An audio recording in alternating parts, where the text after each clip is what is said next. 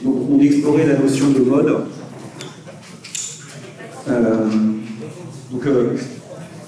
On a vu le mode, c'est l'endroit où vous avez le plus de monde. D'accord? Dans l'histogramme, c'est le point où l'histogramme atteint son maximum. J'avais illustré ça sur la distribution de l'interrogation écrite. Donc à la question, si vous regardez cet histogramme, en fait, qui est l'histogramme exhaustif de toutes les notes obtenues par les étudiants à l'interrogation écrite, vous voyez que le mode, il est dans cette catégorie, d'accord? Ça correspond à 92 étudiants, et il serait autour de 6,5, d'accord? Et vous voyez bien dans ce dessin, cette illustration, du fait que le mode est une notion fragile, parce que, comme je vous l'avais expliqué ici, j'ai mis histogramme exhaustif pour dire qu'on avait représenté tous les résultats, parce que les résultats sont au demi-point près, d'accord? Mais ce que vous voyez, c'est que vous avez des trous sur les demi, parce qu'en fait, il y a une plus grande probabilité due au système de notation pour que la note soit entière, en tout cas pour les notes relativement faibles, faibles, en dessous de la moyenne. Après, ça se régularise. Mais du coup, évidemment, le mode, il a été là, il aurait pu être là. Vous voyez, c'est une notion un peu locale, et qui fondamentalement dépend de la manière dont on a découpé les classes. Donc ici, on a noté au demi-point, en l'occurrence. La meilleure preuve de ça, mais c'est aussi quelque chose que vous avez montré, c'est que si on regroupe les notes par intervalle de 1 point, donc ça veut dire que typiquement ici, à 0, on fusionne tous les gens qui ont 0 et 0,5, d'accord? Ok, donc ils sont plus un peu plus nombreux. Là, à 1, on fusionne tous les gens qui ont 1 et 1,5, d'accord? Je vais remonter ça. Du coup, on fusionne, et bien sûr, on enlève les trous. D'ailleurs, c'est une bonne manière d'y réfléchir à cette question des trous. Et on va trouver un mode qui va être ici, qui est à peu près au même niveau d'ailleurs, qui est à peu près au même niveau. Et donc finalement, c'est peut-être plus visible sur cette distribution de voir qu'il y a beaucoup d'étudiants voilà, qui sont autour de 6. C'est la classe la plus nombreuse. Il y a 120 étudiants qui sont dans l'intervalle 6-7, d'accord? Donc qui ont 6 ou 6,5 en fait. Quand on dit 6, 7, c'est 7 exclus. Donc c'est entre 6 et 6,5. Et c'est là où il y a le plus d'étudiants. Par rapport à l'intervalle ensuite 7, 7,5, etc. Donc c'est le top, le haut de la distribution. Okay, donc là aussi, quand on définit le mode, vous voyez que le mode, on aimerait bien que ce soit un nombre, que ça vaille une certaine valeur, mais vous voyez que là, ce que je veux dire le mieux, c'est que c'est plutôt un intervalle modal. Donc le mode, il est là-dedans, il est autour de ça. Peut-être que sur le graphique précédent, je peux dire le mode, il est à 6, d'accord? Est-ce que c'est vraiment intéressant de savoir ça par rapport au fait que le mode soit à 5? Ça joue à quelques unités près, non, c'est pas très intéressant. Bon. Donc c'est toujours le même problème. Le mode dépend fondamentalement de la manière dont on regroupe les données, dont on découpe les classes, et il peut y avoir une manière arbitraire de le faire. Bon, j'avais fait ça aussi. J'avais montré que lorsqu'on a une variable qui est regroupée par classe avec des amplitudes différentes, ici c'est la distribution des salaires, vous voyez que la première amplitude, la première classe, elle a 2000 € d'amplitude, entre 0 et 2000.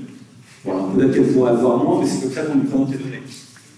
2, 3000, 1000 € d'amplitude, et 3 et 5000, 2000 € d'amplitude.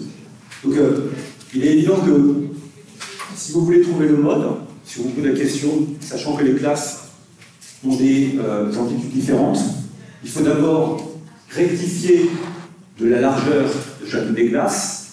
Et vous vous rappelez, ce qu'on fait, c'est que quand on veut uniformiser, rendre la même largeur à toutes les classes, on va diviser proportionnellement les classes qui sont de largeur plus grande. C'est ça calculer ce qu'on appelait les densités de fréquence. Donc ici, c'est la première que je dois casser en deux, en fait, entre 0 et 1000 et 1000 et 2000. Je ne sais pas exactement ce qui se passe à l'intérieur de cette classe. Au passage, il y a quand même le salaire minimum en France qui fait que, logiquement, les gens devraient être autour de 1500 € minimum. Il peut y avoir des travailleurs à temps partiel, je ne sais pas, je ne sais pas en France d'ailleurs. Et du coup, si je répartis ces 50% des deux côtés, d'accord, vous voyez que le mode, finalement, il apparaît comme étant cette classe-là. Là aussi, c'est simplement lié à la propriété de l'histogramme. Le mode, c'est vraiment le maximum de l'histogramme, et pas d'autre chose. Donc l'histogramme, on le calcule en rectifiant les fréquences, c'est ce qu'on a fait là. Donc là aussi, on ne connaît pas le mode, on connaît la classe modale. est-ce que c'est à 2500, est-ce que c'est au milieu ou pas? Je vois pas bien l'intérêt de dire c'est à 2500. C'est pas très bien. Donc c'est plutôt une classe modale. Donc l'intérêt,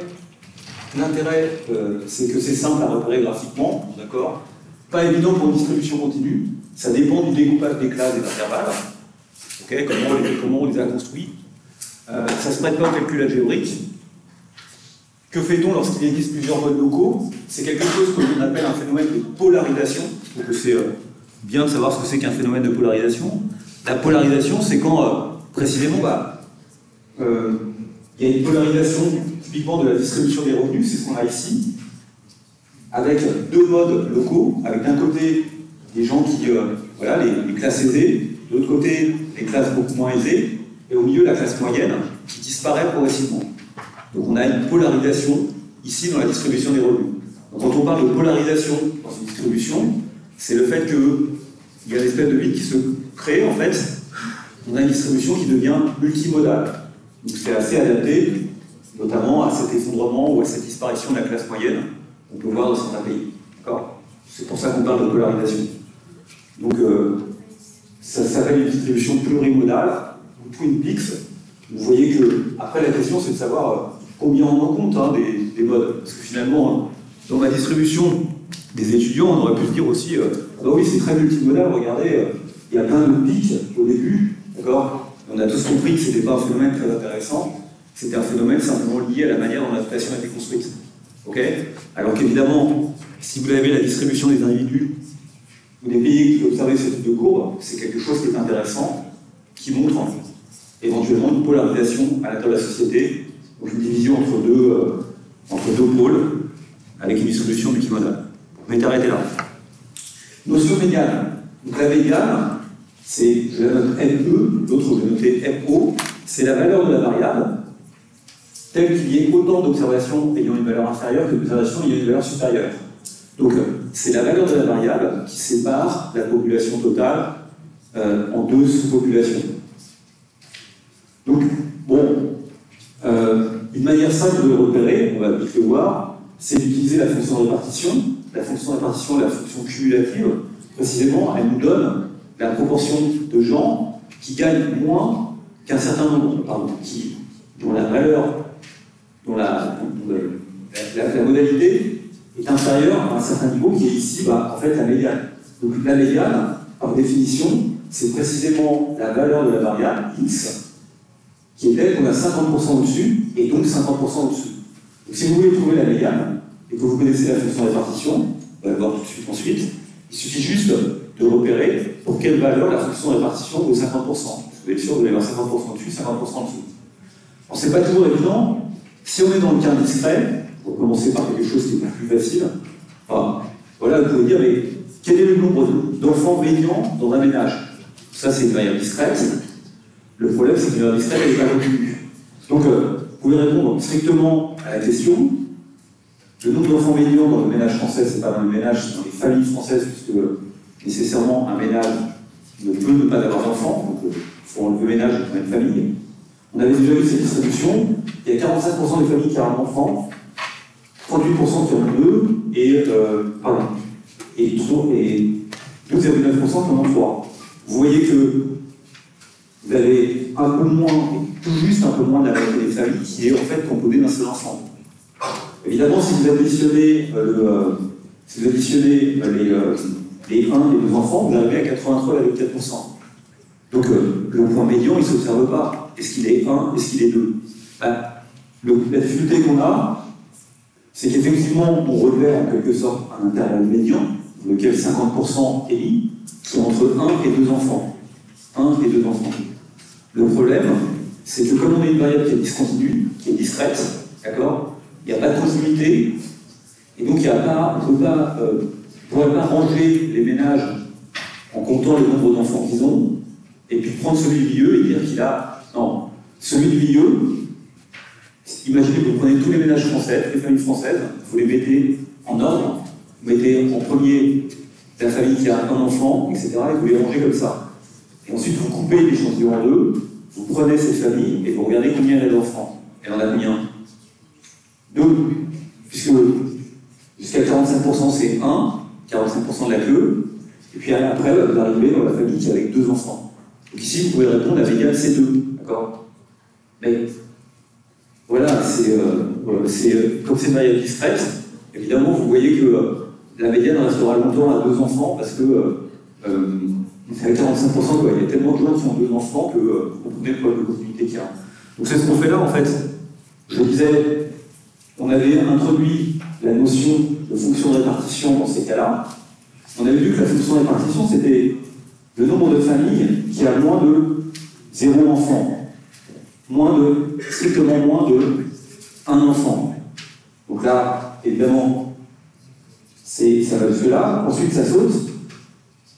Strictement inférieur à 2 enfants. Donc là, vous arrivez à ce point. D'accord? Il faut rappeler que dans le cas d'une variable discrète, la fonction de distribution, en fait, elle est en marge d'escalier et discontinue. Elle saute au point, au nombre entier ici, 1 enfant, 2 enfants, une voiture, 2 voitures, 3 machines à laver, etc. Donc vous avez ce problème-là. Et donc si je cherche la médiane, je dis, c'est la modalité qui est telle, la médiane, elle est telle que f de ME égale 50%.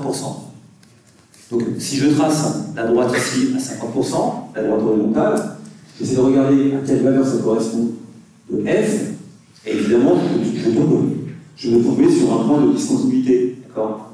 Et donc quelque part, je ne peux pas vraiment répondre en ayant ça. Je dis, non, ok, ça passe au milieu. Dans le fait, comment sortir dans ce cas-là? Repensez à ce principe. Si on vous demande quelle est la médiane, classer toutes les familles par ordre croissant d'enfants, d'accord? Les premiers 45%, ce sera 1 enfant. De 45 jusqu'à 83%, ce sera 2 enfants. Et si vous coupez au milieu, vous allez tomber sur quelqu'un qui a 2 enfants. D'accord? Donc vous dites que la médiane, c'est 2 enfants. C'est pas... Bon. Donc, en l'occurrence, ici on comprend le problème. La petite formule ici fonctionne mal, simplement parce que parce que c'est une vraie distribution discrète. Donc ici, la médiane, c'est 2, mais on a cette difficulté liée à la discontinuité dans la fonction.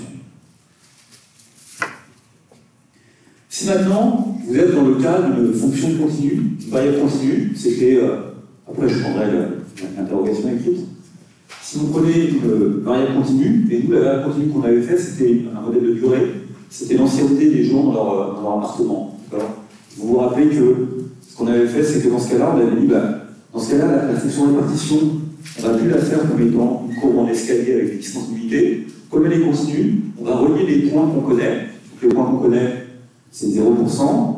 C'est ici 26%, je ne sais plus, donc 33,5% des gens qui sont depuis moins de 5 ans. Ici, 52,1% qui sont moins de 10 ans, etc. Donc, j'ai été capable de tracer ces points-là. Ok. Et ce que je fais, c'est qu'au lieu de les lier par des courbes en escalier, j'ai plutôt tendance à les lier par des segments de droite, parce que j'ai dans l'idée implicite qu'à l'intérieur de chacune des sous-classes, 0,5, 5, 10, 10, 20, les individus peuvent se répartir de manière uniforme. D'accord? Et c'est pour ça que je mets des segments de droite. Il y a quelque chose qui n'est pas clair là-dessus?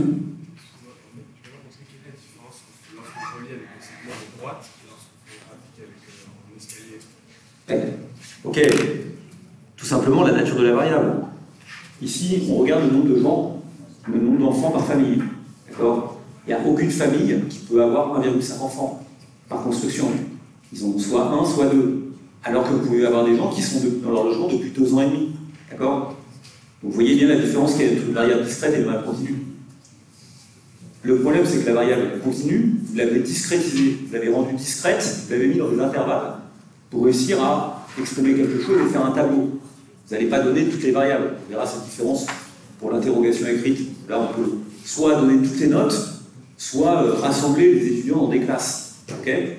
Donc ici, vous n'avez pas rassemblé les gens dans des classes, pas de manière artificielle. Ces gens-là, 45%, ils ont vraiment un seul enfant. Ils n'ont pas certains 0,8 et l'autre 1,2. D'accord?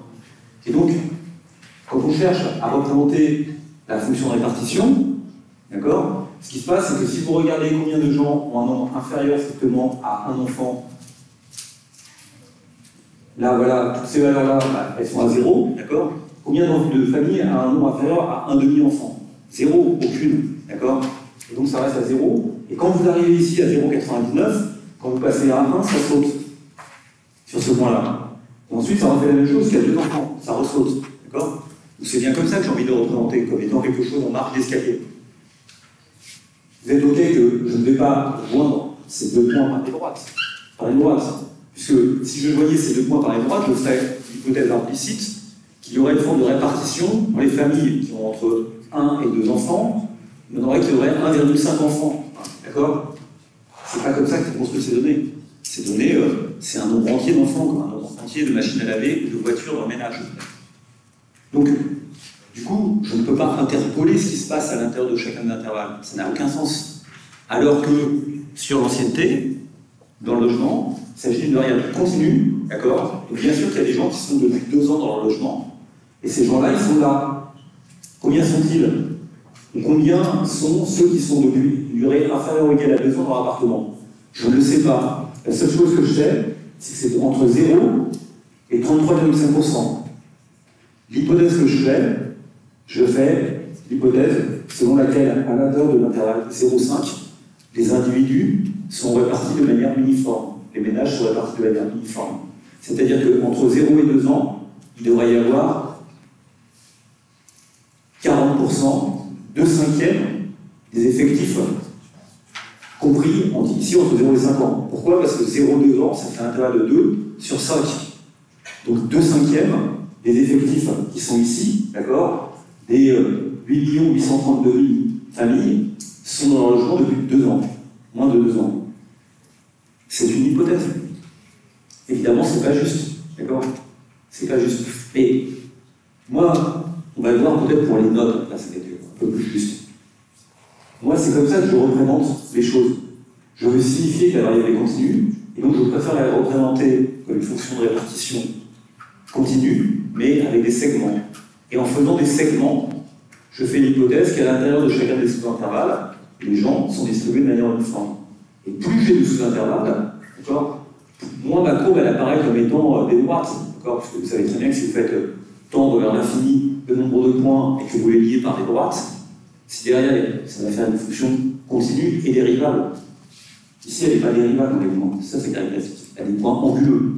Donc ici, je fais ça, et on me pose la question, on me dit, ok, quelle est la médiane? Quelle est la médiane? Alors, évidemment, je pourrais dire, voilà, ça correspond à 50%. Donc, 50%, la médiane, elle est dans l'intervalle 5-10 ans. D'accord? Elle est dans l'intervalle 5-10 ans. Il y a 10%, il y a 52,1% des gens qui sont dans leur appartement depuis moins de 10 ans. Maintenant, je peux être un petit peu plus précis. J'observe que c'est 52,1 et que c'est 33,5. Vous voyez que 52,1 est proche de 50, un tout petit peu supérieur. Donc ça veut dire que la médiane est un tout petit peu inférieure à 10, mais pas trop inférieure à 10. Comment je peux la mesurer? Je peux faire ce que j'ai fait précédemment. Je prends ceci, c'est la fonction de répartition, f de x, d'accord? Ça, c'est la fonction de répartition. Et ce que je regarde uniquement, c'est je cherche à voir pour quel niveau d'ancienneté, d'accord, la courbe de répartition coupe la droite à un niveau de 50%. D'accord? Et dans ce cas-là, je sais que j'en aurai autant en dessous qu'au-dessus, puisque 50% c'est ce qui me coupe l'échantillon en deux. Donc la réponse à la question, donc ça c'est bien, je cherche bien f de ME égale 50%. Et donc la réponse à la question c'est tout simplement ME est là. ME est un tout petit peu inférieur à 10. Maintenant, de combien est-il inférieur à 10? Pour faire ça, on peut faire une interpolation linéaire, on l'a déjà vu. D'accord? Si on veut vraiment répondre à la question, on nous force à répondre à la question. On vous dit non, il ne faut pas l'intervalle modal. Donnez-moi quelque chose qui soit à peu près correct, faire un petit peu mieux. Oui? Là, on est en train de déterminer tout ça de manière graphique, mais est-ce qu'on ne peut pas le faire de manière algébrique? Bien sûr, c'est ce qu'on va faire après. Donc, c'est ce point-là que je cherche. D'accord? Donc, vous avez compris. Vous avez ce point-là, le point A, ce point-là. Non, Ouais, non, c'est pas... Voilà, j'écris trop vite. Vous avez 3 points. Vous avez ce point-là, le point A. Vous avez ce point-là, le point B. Et vous avez ce point-là, le point ME. Et ma question, moi, c'est de connaître X, ME. Connaître l'abscisse du point ME, c'est-à-dire la médiane, tout simplement. Donc, comment je fais? Je fais une interpolation linéaire. Une interpolation, je connais les points A et les points B. D'accord? Je vais en déduire les coordonnées du point C, en sachant que le point C a une ordonnée qui est de 50%. C'est ça, faire l'interpolation. Ok? Donc c'est ce que je dois faire dans mes transparents d'après. Ok? Donc on sait que f de 10 c'est 52,1, f de 5 c'est 33,5. D'accord? Donc ce point-là ici il est à 52,1, celui-là il est à 33,5. D'accord? Donc le point A, ses coordonnées, les coordonnées du point A, qui est ici, c'est quoi? C'est 5 et 33,5%. Le point B, il a comme coordonnées 10 et 52,4%. Et moi, la question que je vous pose, c'est quoi les coordonnées du point ME qui est sur le segment AB, ou sur la droite AB, d'accord, dont les coordonnées sont ME, c'est ce que je cherche, la médiane, et 50%. D'accord? Ça se fait un niveau 3e. Cherchez 3 points qui sont alignés, c'est un niveau 3e. D'accord? Donc comment vous faites? Ben, vous avez une règle de proportionnalité. Vous avez une règle de proportionnalité, d'accord? Je peux l'écrire là, après on va plus le développer. Qu'est-ce qui se passe? En fait, vous êtes d'accord avec moi que YB moins YA, c'est le nombre de gens qui sont dans leur logement depuis entre 5 et 10 ans. Ils sont combien? On l'avait vu précédemment, je ne m'en rappelle plus. Je ne connais pas toutes les données par cœur, heureusement. C'est 18,6%, d'accord? C'est 18,6% des gens qui sont entre 5 et 10 ans. Donc ça, on est bien d'accord que c'est la différence sur mon dessin entre A et B, 18,6%. Je reviens à mon slide suivant. Donc ça, c'est 18,6%. Ok? Maintenant, vous devez avoir une règle de proportionnalité. C'est quoi ME? Ben, vous savez que ME, ouais, non. Vous avez deux manières de l'écrire. Vous pouvez l'écrire de deux manières. Il faut trouver le X qui correspond à un Y de 50%. D'accord? Il faut trouver le X qui correspond à un Y de 50%. Donc, ça signifie ici que pour chaque année, on est 18,6%. Ça veut dire qu'il y a dans cet intervalle-là, on est d'accord qu'il y a c'est un intervalle de longueur 5, excusez-moi. C'est pas 1,86. Mince, il est où? Ah, il est là. C'est 2 fois 1,86. 3,72. Dans cet intervalle-là, vous êtes d'accord que cet intervalle, il a une longueur de 5 ans. D'accord? Donc ça veut dire qu'il y a 3,72% par an. C'est ce que j'avais appelé la densité de fréquence. D'accord? Puisqu'il y a 18,6% des gens qui sont entre 5 ans et 10 ans. Donc si vous supposez que c'est uniforme à l'intérieur, ça fait 3,72% par an. C'est quoi ces 3,72%? Ça, c'est simplement la pente de la droite AB. Lorsque X augmente de 1, quand vous passez de 5 à 6 ans, d'accord, Y augmente de 3,72%. Ok? C'est ce qu'on appelle la pente de la droite. 3,72%. La pente de la fonction répartition n'est autre que la densité de fréquence. D'accord? Pour un an, vous avez 3,72% cet intervalle-là, parce que vous avez 18,6% pour 5 ans. Je ne me suis pas trompé dans le calcul. Il faut m'arrêter, parce que ça m'arrive de me tromper dans les calculs de texte. Donc, du coup, ce que vous cherchez à calculer, c'est quoi? Ce que vous voudriez, c'est trouver XME. XME, c'est ME, d'accord? XME. XME, c'est quoi? c'est XA, ok? XA c'est 5, d'accord? Plus quoi? Plus quelque chose qui est proportionnel à la distance qui sépare 50% et 33,5%. D'accord? Ça, c'est simplement YNE moins YA. Ok? Proportionnel à quelle hauteur? Quel est le coefficient de proportionnalité qu'on va mettre devant?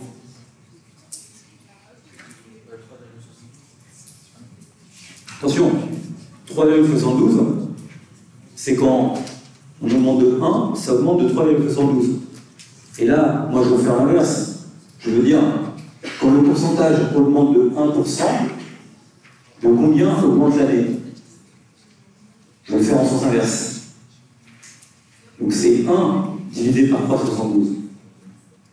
C'est l'inverse de la pente. On est d'accord que si 3,72% est la pente, rappelez-vous, c'est tout le temps quelque chose qui est ce qu'on appelle delta Y sur delta X. De combien augmente Y lorsque X augmente? Mais là, je veux faire l'inverse. Je veux savoir de combien augmente X lorsque Y augmente. Donc c'est delta Y sur delta X que je dois mettre ici. Et pas delta X sur delta Y. Donc il faut que je mette ici 1 divisé par 3,72%. D'accord? Et c'est ça le résultat. Puisque on est OK, vous voyez qu'on aurait pu écrire. Voilà, c'est ça le résultat. OK? Et vous êtes d'accord qu'on aurait pu l'écrire en sens inverse. YME moins YA, d'accord? C'est égal à 3,72%, puisque c'est la pente, d'accord? Donc XME moins XA. On peut vous le présenter de cette manière-là. Sauf que ce que je cherche à calculer, c'est pas YME. YME, c'est 50%. Je le connais. YA, c'est 33,5%. Ce que je cherche à calculer, c'est XME. D'accord? C'est pas ce point-là que je cherche. C'est celui-là. XME, qui est là. Ok? Donc, évidemment, là, ça me donne exactement la même chose.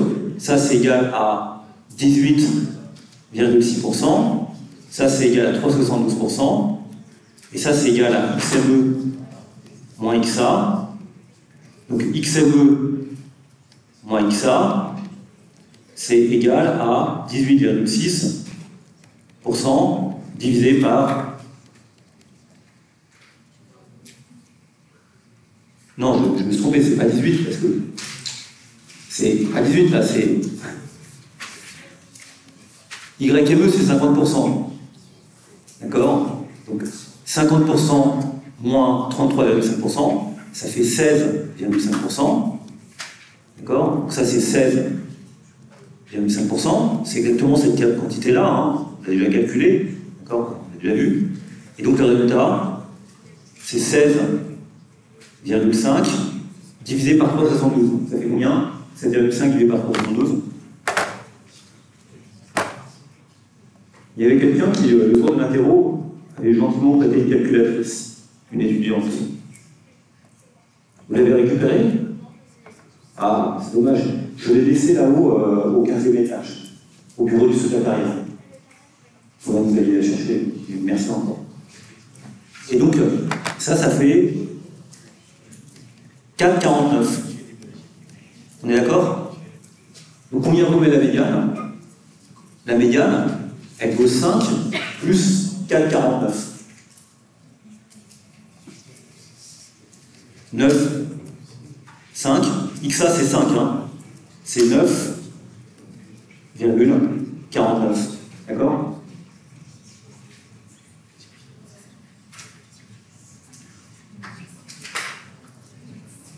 Ok? Donc j'ai fait l'interpolation linéaire. J'espère que je ne me suis pas trompé.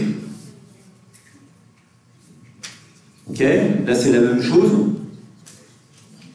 Donc vous pouvez le relire. Je vous rappelle, je fais juste ce dessin-là, peut-être que c'est plus clair en le faisant comme ça, je sais pas comment, au bout d'un moment, je sais pas comment c'est le plus clair. Une fois, ça me dépasse un peu ce qui est le plus clair. Ok. Vous avez ici, je caricature, vous avez le point A. Le point A, c'est 5. Le point B, c'est 10. D'accord? Vous avez la variable de A, la valeur de A, c'est 33,5%. La valeur ici de B, c'est 52,1%. Ok? Maintenant, entre ces deux segments, entre ces deux points, donc le point A et le point B, vous avez ma droite qui passe. Ok? D'accord? Et la question que je pose, c'est à quelle valeur ME correspond 50%. Ok? Donc c'est ça que je fais. D'accord? Donc, ce que je dis juste, c'est que vous pouvez toujours dire il faut que le point A, le point B et le point que j'appelle ME ici, le point médian, soient alignés. D'accord? Dire qu'ils sont alignés, ça veut dire quoi? Ça veut dire que la pente qu'il y a ici, c'est ce que j'ai dit ici, on fait un peu après ce qu'on veut. Hein. La pente qu'il y a, ça c'est quoi cette quantité? Cette quantité qui est là, c'est exactement la pente qu'il y a entre ce point-là, entre le point ME et le point B. Ça, c'est la pente. Voilà. C'est la pente MEB, d'accord? C'est bien 52,1, ça ne pas de 50,1 pour une augmentation qui va de, c'est inscrit en sens inverse, qui va de 10 à ME. Et ça, c'est quoi ça? Ça, c'est la pente de AB.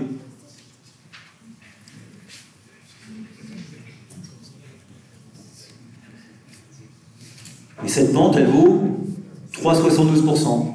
À chaque fois que j'augmente de 1, j'ai 3,72%. Donc, je vous déduis ceci, c'est exactement la forme que j'avais. ME, c'est égal à, vous pouvez l'écrire comme ça. C'est quoi ME? C'est 10 moins quelque chose. Je le fais de manière un peu différente. Je vais dire en faisant de manière un peu différente. 10 moins quelque chose. Et c'est combien ce quelque chose en moins? C'est 1 divisé par 3,72, l'inverse de la pente, multiplié par la distance qui sépare 52,1 de 50%. D'accord? Tout ça, c'est en pourcentage. Et vous trouvez bien sûr le même résultat, c'est-à-dire 9,44. C'est ce que j'ai trouvé ou 9,45? Combien j'ai trouvé tout à l'heure? 9,49 ou combien j'ai trouvé 9,49 tout à l'heure et pas 9,44? J'ai trouvé 44 tout à l'heure ou 49? Combien? Et pourquoi j'ai trouvé 49 alors et pas 4? C'est pas la même chose. Il y a un moment où c'est juste et un moment où c'est faux. Hein.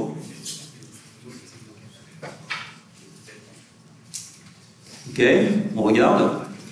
Là, j'ai fait... Ah bah oui, voilà. Parce que sur ma calculette, j'ai fait 16,72 divisé par 3,72. Et là, c'est pas 16,72, c'est 16,5. Ah ouais, il faut bien que j'improvise un peu en cours, sinon je m'ennuie. Hein.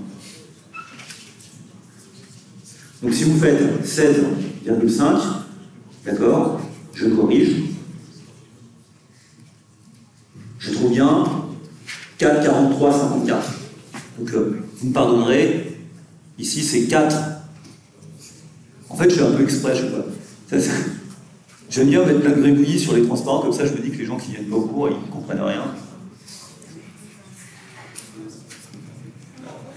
Parce qu'après j'ai des commentaires du genre les transparents sont pas clairs, on n'y comprend rien. Évidemment, je ne suis pas du cinéma, hein, je fais ce que je veux. Donc c'est 9,44, d'accord? Mais ce qui est bien, c'est que comme je l'ai préparé à tête reposée dans une autre vie, là le résultat il est juste et c'est bien 9,44 qu'on trouve, d'accord? Et ça marche bien, hein? Vous voyez bien, si vous faites 52, si vous faites 2,1 divisé par 3,72, Puisque je le fais d'une autre manière. D'accord? Vous trouvez 0,5645. Donc on va dans l'autre sens et vous trouvez bien 3,44. D'accord? Parce que là, ce que je fais pour faire le calcul, tout à l'heure j'étais parti du point A et j'avais ajouté. Là, je suis parti du point B et j'ai reculé. Et bien sûr, je trouve la même chose. On est OK?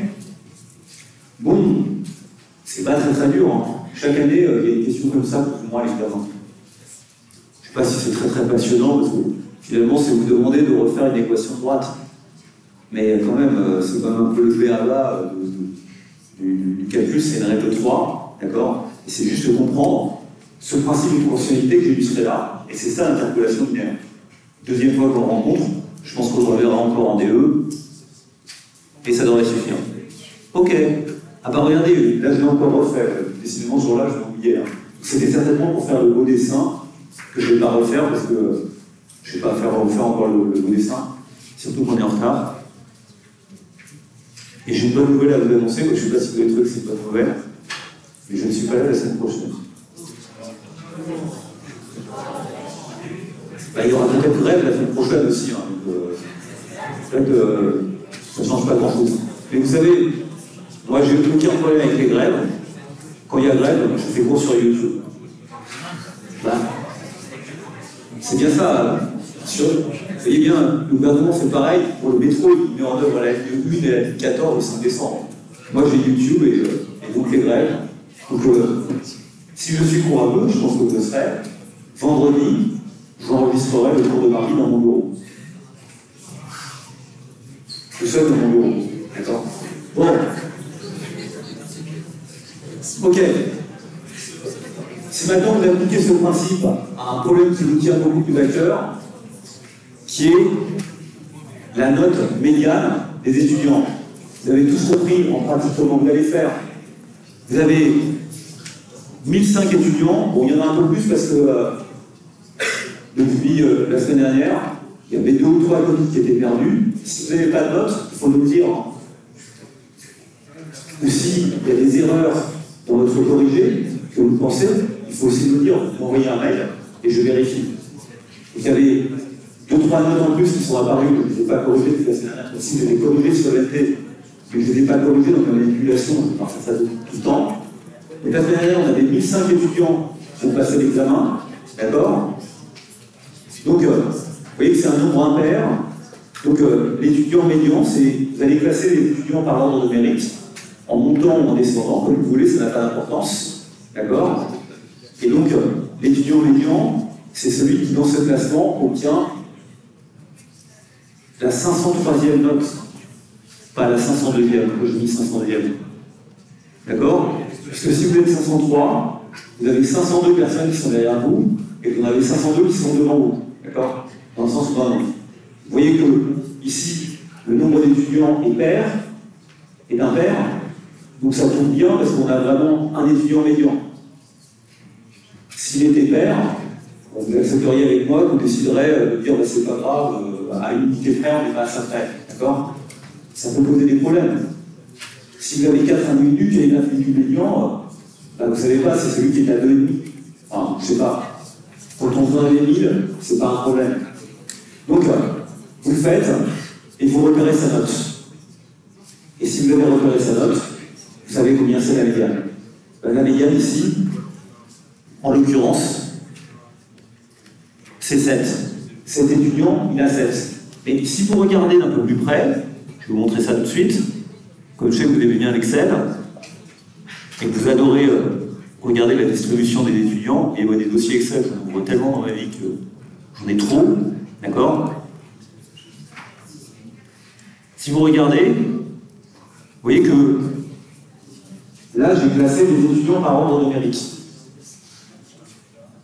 Sur Excel, regardez, si je prends tous les étudiants, et il y en a 1000, d'accord? J'ai pris tout ça. Ça, c'est les notes obtenues par tous les étudiants. Donc évidemment, on avait déjà vu, il y en a 6 qui ont 0, hein. Il y en a un qui a 0,5, etc., etc. Pour classer, vous allez dans Données, et vous voyez, là, vous avez trié pour faire un classement. C'est comme ça que je fais le classement. D'accord? Quand vous classez, il vous dit comment vous classez? Trier par note, du plus grand au plus petit. Trier ensuite par numéro d'identification, d'accord? Parce que quand il y a des ex-aequo, il faut bien que je dise comment on sépare les gens. Je les trie par leur numéro d'identification, ce qui n'a aucune signification, d'accord? Et ensuite je valide. Donc là j'ai fait du plus grand au plus petit, mais bien sûr, je peux faire l'inverse, du plus petit au plus grand. Donc normalement, si je fais ça, ça va changer l'ordre. Ok? Bah oui. Maintenant, le premier, c'est celui qui a 0. J'ai tout inversé. Et moi, pour calculer ma médiane, ça n'a pas d'importance. L'important, c'est que ce soit dans un ordre. Après, que ce soit du plus petit ou du plus grand, donc je regarde celui qui est au milieu, je vais le chercher. Ok? Je vais le chercher. C'est monsieur 503, ou madame 503. Ok? Et vous voyez, regardez. C'est d'ici 503. À 503, vous êtes à 7, mais évidemment 7 c'est un arrêt. Il y a plein d'étudiants qui ont eu 503, qui ont eu 7. D'accord? Donc là je dis, c'est monsieur 503, c'est l'étudiant médian, mais en fait c'est. Évidemment, on est d'accord que comme il y a tout un paquet qui est 7, quand je coupe en deux, bah, je dis que c'est 7, et je n'ai pas cette question d'interpolation binaire, c'est comme les familles avec 1 ou 2 enfants. Sauf que c'est un peu plus précis parce que c'est une note quand même. Donc, c'est normal qu'on trouve tout un paquet. Et vous voyez, comme 7 est une fréquence assez fréquente, je trouve 7. Et donc j'ai la médiane. Ok? Bon. Donc c'est comme ça que je l'ai trouvé. Et c'est comme ça que. Je pense qu'il est capable de faire la médiane, Excel. Ouais. Regardez, Excel, vous pouvez lui demander de faire la médiane. D'accord? Et on va essayer ça. Si je demande de faire la médiane, je lui dis ok, très bien, on fait la médiane de tout ça. On va voir s'il va répondre la même chose. S'il ne répond pas la même chose, c'est qu'il a un problème. Mais avec Excel, je ne suis jamais surpris. Ok? Donc, ok, prenez tout ça, et vous lui demandez la médiane, et il a trouvé 7 aussi. D'accord? Parce qu'il a fait la même chose que nous. Ok? Donc vous voyez qu'en plus Excel est capable de le faire avec une fonction. Bon, donc ça c'était sur la médiane. Bon, j'ai quelques commentaires à faire. Donc la médiane c'est 7. C'est ce que j'ai dit ici, je vais choisir ça. Ouais, peut-être que ce que vous pouvez voir aussi, dans mon tableau, vous pourrez aller voir, c'est que j'ai mis ici la courbe des distributions. Vous avez 0,7% des gens qui ont une note inférieure ou égale à 5. 12,4% des gens qui ont une note inférieure ou égale à 3. Donc évidemment, vous voyez, quand vous arrivez à 6,5, vous avez 48,8% des gens qui ont une note à 6,5, inférieure ou égale à 6,5. Et quand vous passez à 7, vous passez à 56,4%. C'est bien ça, parce qu'en fait, 7, il vient dans cet intervalle-là, entre 48,8 et 56,4. Là aussi, je le repère. Mais, on est d'accord que entre 6,5 et 7, voilà, il est plus proche de 6,5 que de 7. Je pourrais aussi faire une interpolation linéaire. Ça n'a pas de sens. D'accord? Ça n'a pas de sens. Je pourrais très bien me dire, mais finalement, à 6,5, on est à 48,8, qui est proche de 50%, et à 7, on est à 56,4. C'est exactement comme les familles avec 2 enfants. Je ne vais pas faire une interpolation linéaire pour les calculer. D'autant que je sais très bien qu'on a noté au demi-point et que personne n'a eu 6,92. D'accord? Donc c'est stupide. Je dis, la médiane, c'est 7. Voilà. Si maintenant, vous regardez le dessin, bah, j'ai la courbe cumulée des fréquences, d'accord? Et vous voyez que cette courbe cumulée des fréquences, elle a le même problème qu'on avait précédemment, c'est que c'est comme les nombres d'enfants, comme les notes. S'il vous plaît, un peu d'attention, parce qu'on est presque à notre avant-dernier cours. Ah bah ouais, parce que je ne serai pas là non plus le 18 décembre, la dernière semaine, il n'y a pas de cours. Il n'y a que des TD la dernière semaine. Et je ne serai pas là non plus. Sinon, je l'aurais rattrapé à la fin, mais je sais pas. Non, c'est pas bien. Quand on fait la courbe des cumuls, vous voyez que automatiquement, Excel met des segments droits. D'accord? Et il y a des petites bosses parce qu'il y a des endroits où il y a plus de monde. Si vous lui demandez c'est quoi la médiane, d'accord? Vous voyez, il va vous cracher quelque chose qui est de l'ordre de 6,6 ou 6,7. Parce que lui-même, là, il fait un peu l'interpolation linéaire. D'accord? Donc la médiane, elle est bien ici aussi, à 7, même si elle semble plutôt proche de 6,6. Pourquoi? Parce que par cette technique-là, je fais une interpolation linéaire, ce qui n'a pas de sens. D'accord? Ce qui n'a pas de sens. Donc, ces deux démarches sont approximativement équivalentes. Elles seraient totalement équivalentes si on avait un très grand nombre d'étudiants, c'est le cas, 1000, c'est pas mal, et si on avait un très grand nombre de notes possibles. L'année dernière, on avait noté au 0,25 points, donc les intervalles étaient beaucoup plus fins, et du coup, le fait de calculer par une approximation linéaire ou de calculer ça donnait quasiment la même chose.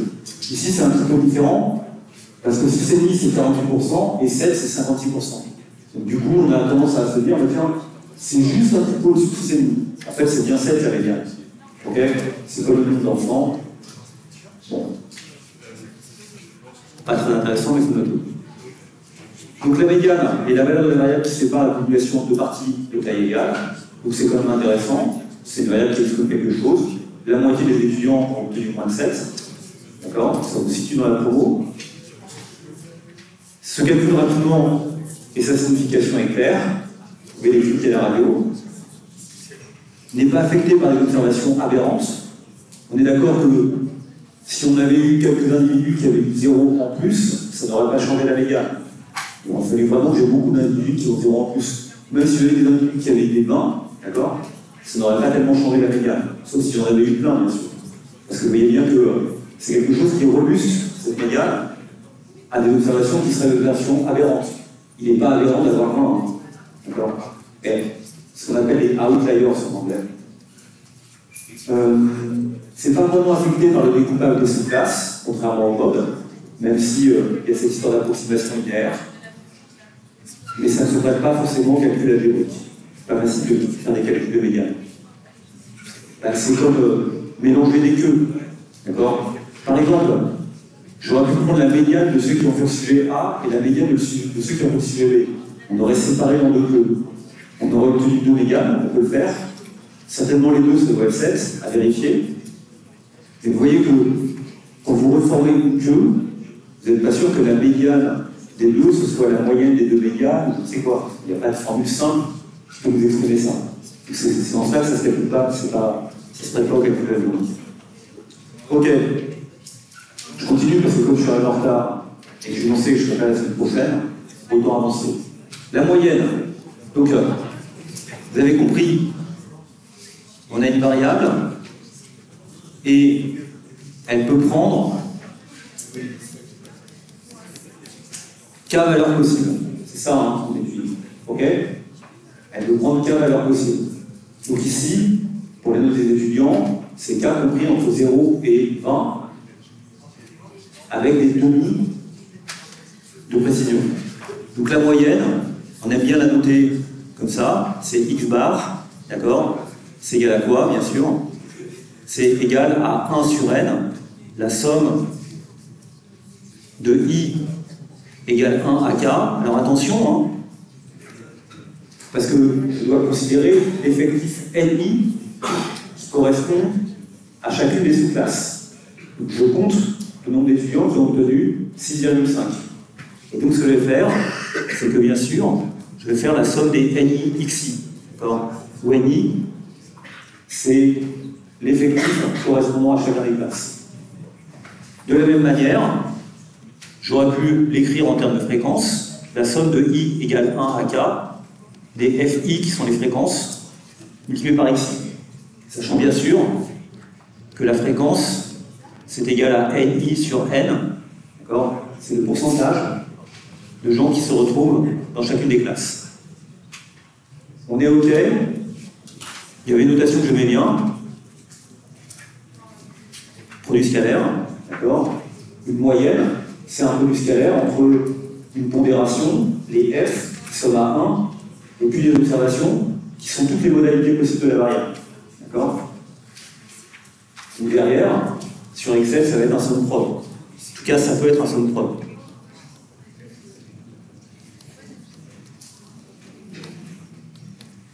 Donc ça, c'est la moyenne. Donc, commençons par une variable discrète. Quel est le nombre d'enfants par famille en moyenne? Ok? Là, on a toujours le même problème ici. On peut calculer une moyenne, on peut appliquer cette formule. On a un problème, c'est cette classe qui est entre 4 et plus. Parce qu'on ne sait pas si c'est... On ne sait pas exactement ce que ça veut dire 4 et plus. C'est des familles nombreuses. Donc, on peut faire une hypothèse. On peut prendre, je ne sais pas, c'est peut-être stupide, on pourrait faire autre chose. On peut prendre 5 comme valeur représentative de 4 et plus. Vous comprenez ce que je veux dire par représentative? D'accord? Est-ce que je prends 5? Est-ce que je prends 6? Est-ce que je prends 4 et demi? J'en sais rien. J'ai l'impression que comme c'est 4 et plus, je ne vais pas prendre 4, parce que je vois bien autour de moi qu'il y a des familles qui ont plus de 4 enfants. D'accord? Et donc je ne sais pas très bien ce que je vais prendre. Donc je dis, on doit répondre à la question, soyons pragmatiques. Je vais dire, ça c'est comme si on avait un 5. Et ensuite, je vais faire la taille moyenne. Je vais simplement faire 45,3 multiplié par 1, un enfant, 38,1% multiplié par 2 enfants, 12,9 multiplié par 3 enfants, et puis 3,7% divisé par 5 enfants. Multiplié par 5 enfants, d'accord? Et donc j'obtiens 1,79 enfants par famille. Là aussi, vous voyez bien que c'est un intérêt de faire ça, plus que pour la médiane. De dire, évidemment, aucune famille a 1,79 ans, vous avez tous compris, d'accord? Mais en même temps, ça nous montre bien qu'effectivement, c'est pas 1, c'est un peu plus par rapport à la médiane. C'est intéressant de dire ça, d'accord? Et ça a un sens de le dire. C'est un sens, notamment, si vous calculez le nombre d'enfants, puisque vous voyez que si vous multipliez ceci par l'effectif total c'est quoi? 7895, d'accord? Et bien 7895 par 79, c'est quoi? C'est le nombre d'enfants en France, d'accord? Donc ça a un sens de faire ça. Donc le fait, ici, de laisser un nombre comme ça, il faudrait mettre des chiffres après la virgule pour que, puisque le nombre d'enfants est un entier, ici. Il faudrait mettre tous les chiffres après la virgule pour ne pas se tromper. Et bien sûr, que si vous faites la moyenne que vous multipliez par le nombre d'enfants, le nombre de l'effectif total, vous obtenez le nombre d'enfants total. C'est exactement comme si je prends la moyenne que vous avez obtenue à votre examen et que je multiplie par le nombre d'étudiants, je mesure le nombre de points qui ont été distribués à l'ensemble des étudiants de la promo. Ce qui est une bonne mesure de l'effort fourni par l'équipe pédagogique. C'est sur cette base qu'on devrait être rémunéré. Plus vous donnez de points, plus vous gagnez d'argent. C'est ça, c'est la performance. D'accord? C'est pas une valeur observée de la variable, mais c'est quand même intéressant de la calculer pour cette raison-là. D'accord? C'est une signification même en liste. Bon, on va peut-être faire 5 minutes de pause. Est-ce que les gens, vous avez eu le TD4 ou pas? Non, ok, je vais aller en chercher, comme ça va me permettre de m'aérer et d'être utile en même temps.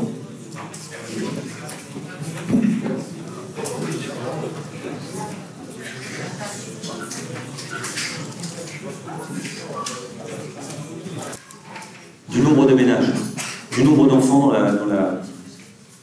du nombre d'enfants total, d'accord? Je dis c'est une approximation parce que, comme ici on a considéré qu'il y en avait 5, on a réglé le problème de la queue de la distribution de cette manière-là. Ok? Si, maintenant, vous vous intéressez à l'interrogation écrite, d'accord? Vous avez deux manières de calculer la moyenne. On est d'accord, soit vous pouvez la calculer directement en sommant toutes les notes de tous les étudiants et en divisant par le nombre d'étudiants. D'accord? Donc c'est calculer la moyenne à partir, j'allais dire, de la série complète. de la série complète. Donc on a toutes les notes qui vont de 0 à 19,5. Vous sommez toutes ces notes et vous divisez par 3 et vous obtenez le résultat.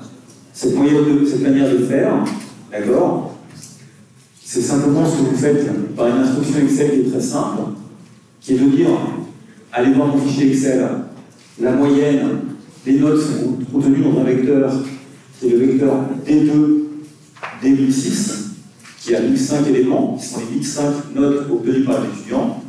Et si vous rentrez simplement la formule moyenne de Excel, ça vous crache la moyenne. D'accord?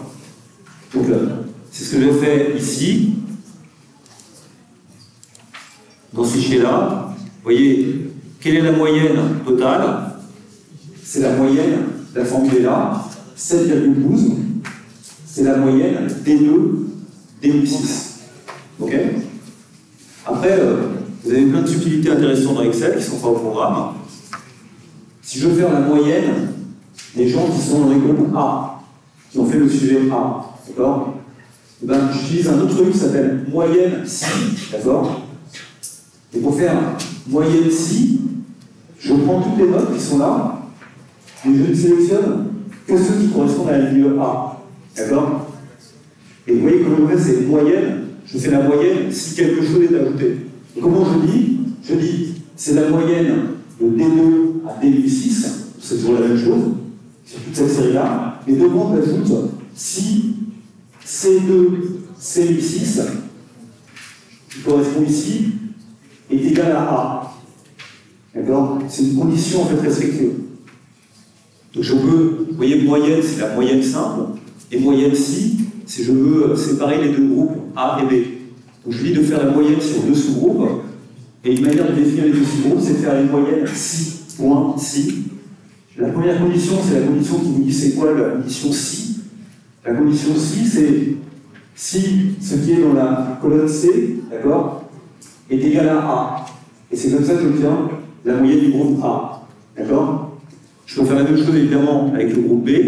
Ça doit se recopier, ça ne se recopie pas à droite. Vous voyez, c'est pareil, j'ai une moyenne si. Et là, je dis C2, C2, 17, point virgule, qui met B, il repère que c'est B, et il calcule la moyenne qui pense sous l'effectif. D'accord? C'est une moyenne conditionnée. C'est pas au programme, c'est pas important, mais c'est pour vous montrer comment j'ai calculé ça, bien sûr. Et évidemment, ça sera également la moyenne de ces deux trucs-là, pondérée par les effectifs. Parce que je sais combien ont passé l'interro A et combien ont passé l'interro B. D'accord? La moyenne des moyennes, c'est la moyenne. C'est un point sur lequel on reviendra peut-être un moment. Alors ensuite, j'ai une deuxième manière de calculer la moyenne, qui consiste simplement à comptabiliser le nombre de gens qui ont eu 0,5, 0, il y en a 6, d'accord, 0,5, etc. Donc ce que je peux faire, au lieu de calculer la somme comme ça, qu'elle soit ordonnée ou pas ordonnée, c'est pas important, d'accord? Je vais mettre les gens dans l'ordre de leur note, je vais les mettre dans un ordre quelconque. Quand je fais la somme, l'addition est qualitative, il n'y a pas de problème. Ce que je peux faire aussi, c'est prendre chacune des notes, ici, 0, 0,5, etc., et compter combien de personnes ont obtenu cette note. Donc, d'accord, il y en a 6 qui ont obtenu 0, 1 qui a obtenu 0,5, 15 qui ont obtenu 1, etc. Et vous voyez qu'une deuxième manière de calculer la moyenne, c'est de faire un sum prod en fait.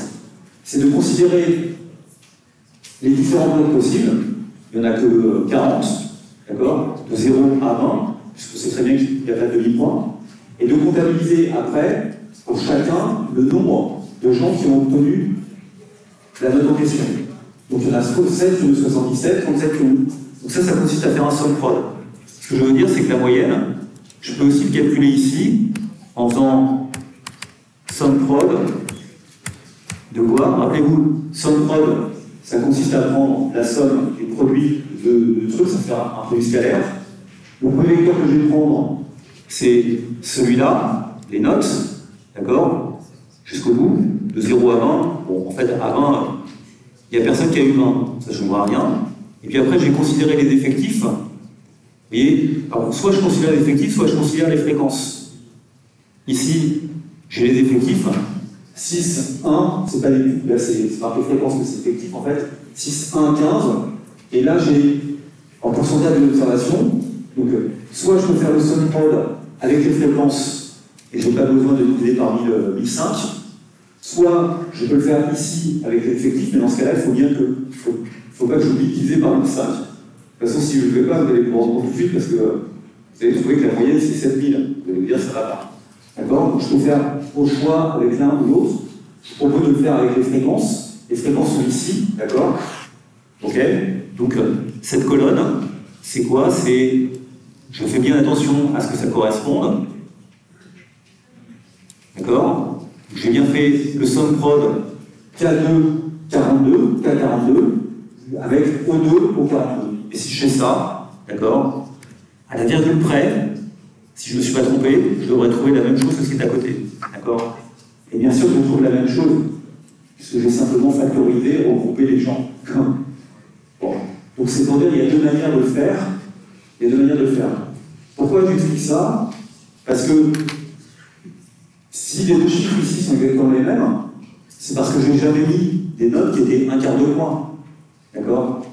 Mais imaginez qu'on me demande de calculer la moyenne sur quelque chose qui est approximatif.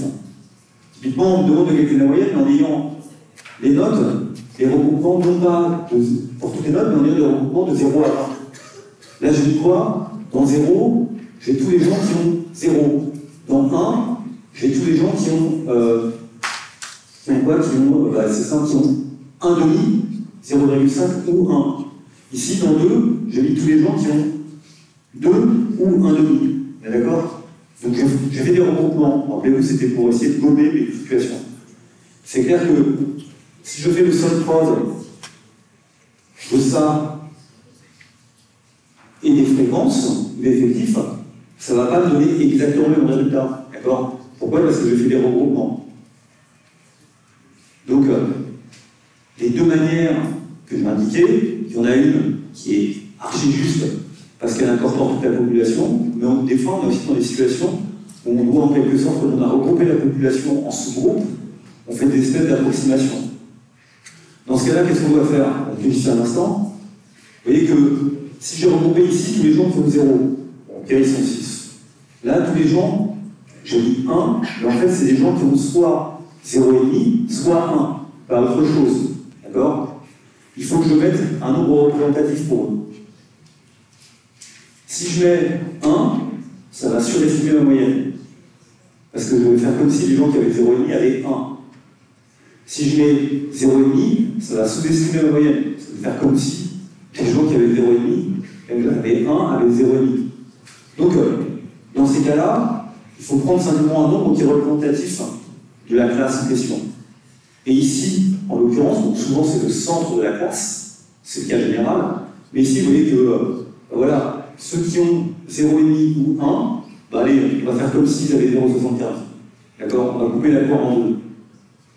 C'est peut-être pas mieux, mais on sait que c'est peut-être plus précis que de considérer qu'ils font tous 0,5 ou tous 1. D'accord? C'est une manière de faire. Donc, quand on calcule la moyenne, effectivement, on a plusieurs manières de le faire. D'ailleurs, regardez, c'est exactement ce que j'ai fait ici.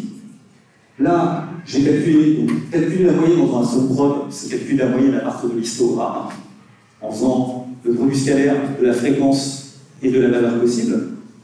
Je l'ai fait avec l'histogramme exhaustif, c'est-à-dire avec une graduation de 1,5, et je trouve exactement le même chiffre, d'accord? C'est ce que j'ai calculé là, en fait, je l'ai fait là. Et si je le prends avec 1, ok, en prenant 0,75, c'est-à-dire en disant que tous ceux qui ont 12,5 et 13, je fais comme si j'avais tous 75. Ok? Je ne sais pas si c'est bien très sage. J'aurais pu, enfin, je ne connais pas l'information. Un mec, je ne sais pas comment il se divise. Je fais comme s'il était réparti de manière uniforme.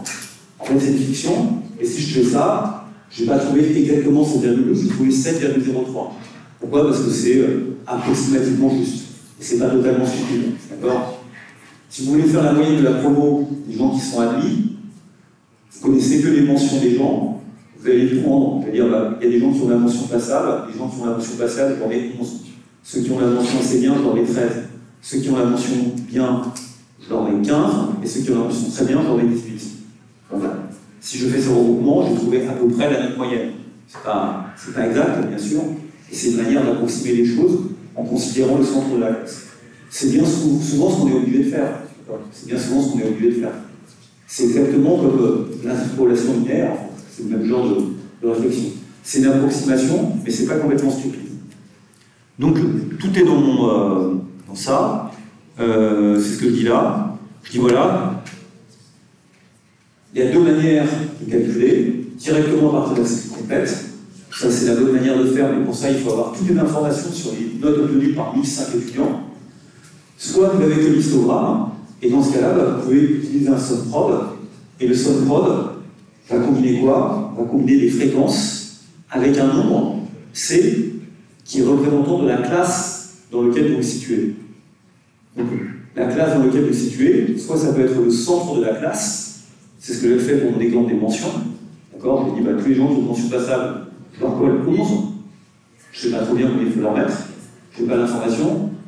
Soit, je fais comme ici, je sais comment j'ai construit mes intervalles, je sais que dans l'intervalle A, c'est des gens qui ont 0,5 ou 1. Je ne vais pas leur mettre, je ne vais pas prendre le centre, je ne vais pas prendre un demi, je vais plutôt prendre 0,75 en décalant au fur et à mesure. D'accord? C'est plus logique. Donc, dans ce cas-là, vous pouvez calculer effectivement la moyenne. D'accord? Vous voyez que la moyenne, elle est juste obtenue en fait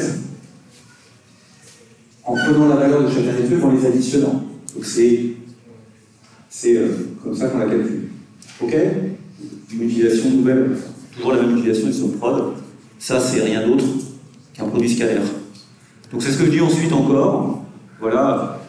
Effectivement, s'il y a une variable qui est continue avec des classes de valeurs, je ne sais pas très bien ce qui se passe à l'intérieur de chacune des classes. Je sais qu'il y a des gens qui sont regroupés, par exemple par mention, dans leurs résultats, 12, 14, 10, 12, etc.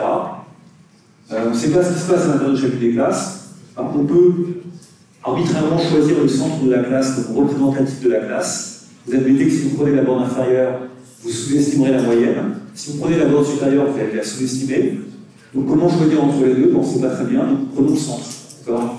Et donc dans ce cas-là, on peut faire ça, et faire ça, c'est faire comme si tous les gens qui sont entre 10 et 12, donc qui ont une mention passable, en fait la moyenne des gens qui ont obtenu une mention passable est de 11.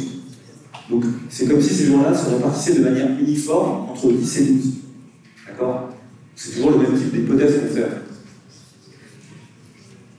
Et si on les connaît, on peut utiliser les moyennes sur chaque classe. Si on savait quelle était la moyenne de ceux qui ont obtenu une mention passable, bien sûr, on remplacerait le CI par la moyenne de ceux qui ont obtenu. Voilà. Je suis tombé malade. De ceux qui ont obtenu une mention passable. Ok. Donc c'est ce que je dis là. Bon, c'était pas très intéressant.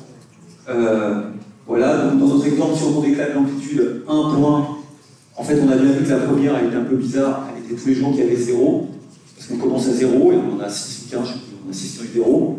Et après, je fais des trucs 0, 1, et 0 exclu. Et donc 0, 1, c'est 1 demi ou 1. Et donc, bien sûr, j'ai intérêt à prendre 0,75 comme étant représentatif de la classe plutôt qu'autre chose. Et donc, je calcule. Et c'est juste une question de pragmatisme et de bon sens, en fait. D'accord? C'est juste savoir comment on a calculé pour que l'approximation soit la meilleure possible. Donc, j'ai fait comme ici, dans ce dessin, en fait, chacune des classes correspondait à des gens qui ont tous 10,75, 9,75, etc., jusqu'à 19,75. Ça tombe bien, personne n'a obtenu. Oui, puisqu'il y en a un, je crois, qui a obtenu, ou une qui a obtenu 19,5. Donc, c'est pour ça qu'elle est un peu tout seul, là, c'est un peu bas. On espère qu'à la prochaine interro, il y aura un petit pic, là. Un petit pic, un petit pic, quoi. Ça serait mieux. Ok, donc ça, c'était la moyenne. Maintenant,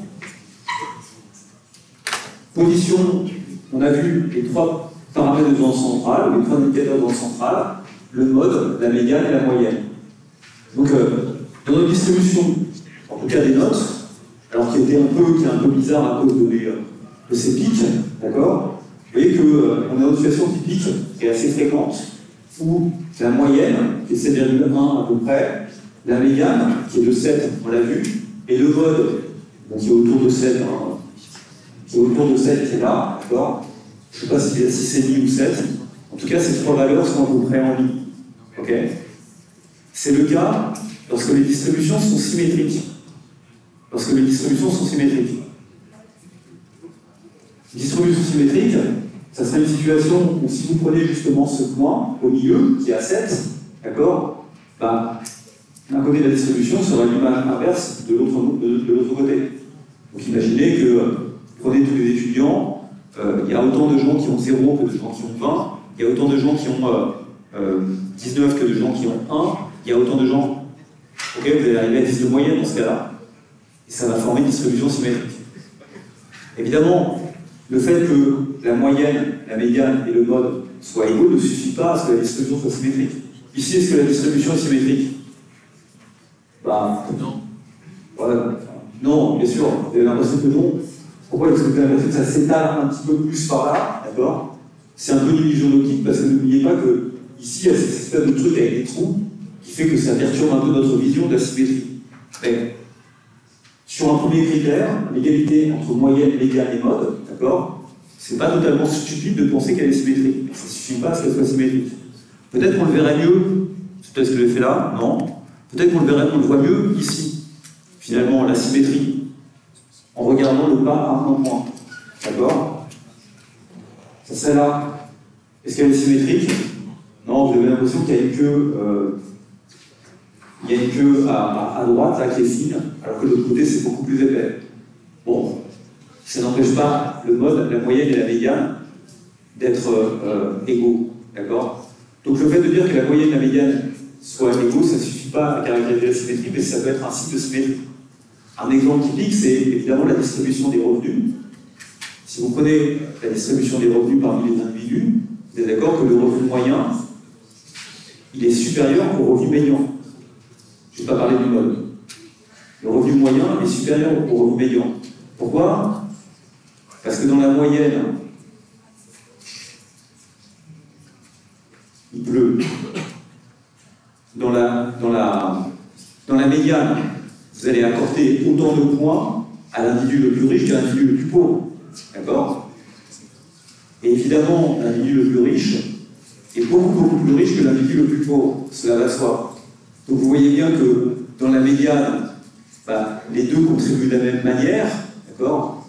La médiane n'est pas sensible aux outliers, pas sensible aux cas extrêmes.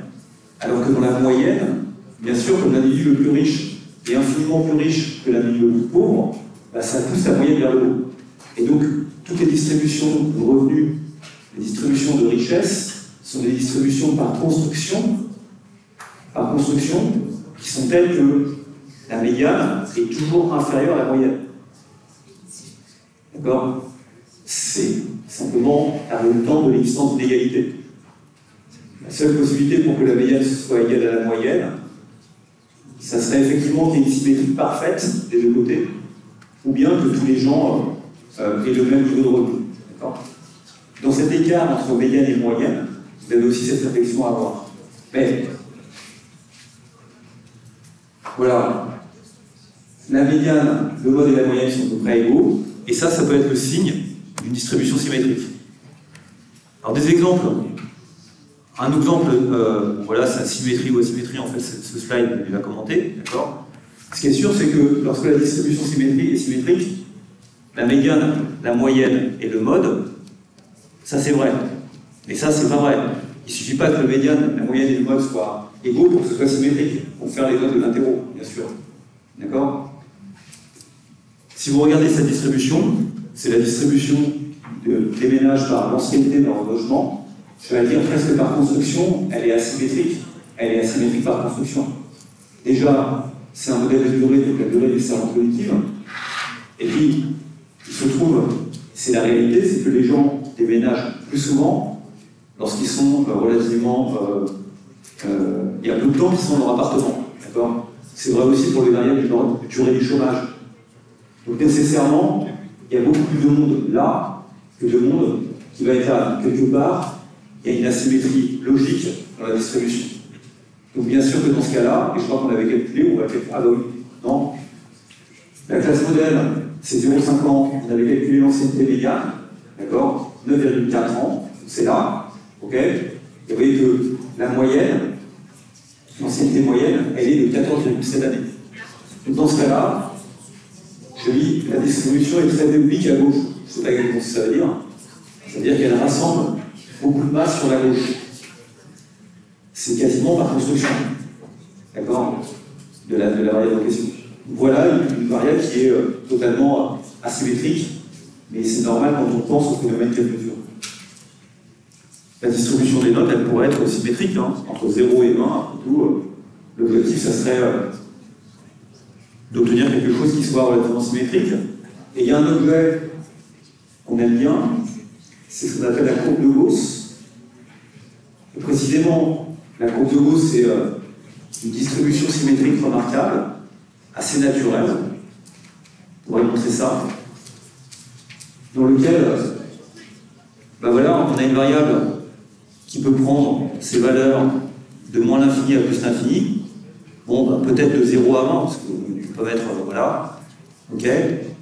Et on aurait, je ne sais pas si c'est une bonne idée ça, hein, parce que ça voudrait dire qu'il n'y a que la moitié de la promo qui passe en deuxième année. Ouais, c'est plutôt, oui, ça serait une bonne idée. Ça ne serait pas une bonne idée dans le sens où il faudrait relâcher les critères pour arriver à 50% de réussite. Vous connaissez le taux de réussite, non? Combien? 49 par rapport aux inscrits?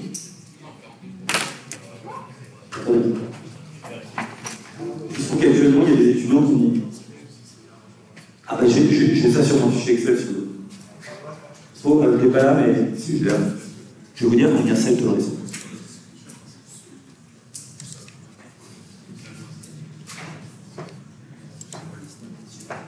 Licence première année économie. J'ai le tableau d'honneur de la licence d'économie l'année dernière.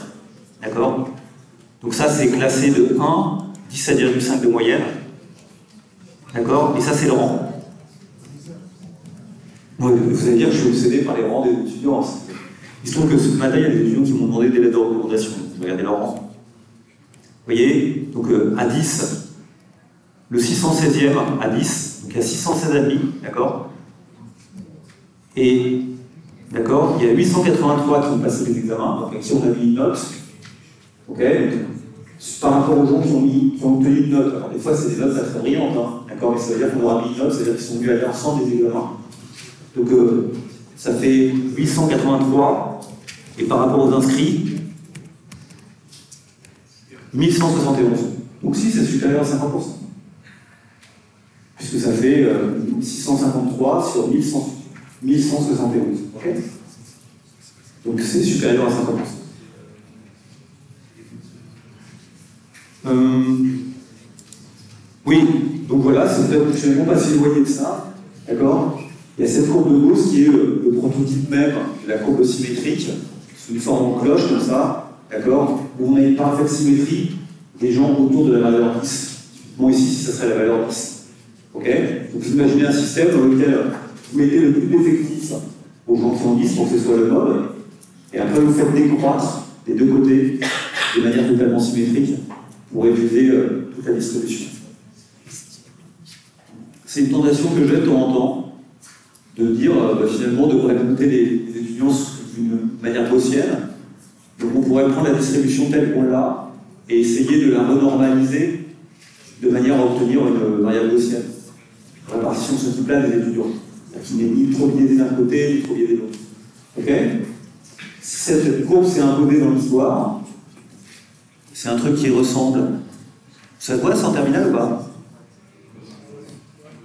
En terminale ES, ça se voit? Ouais, ça se voit en terminale ES? En terminale ES, je pense que ça se voit. En terminale ES, vous voyez pas ça?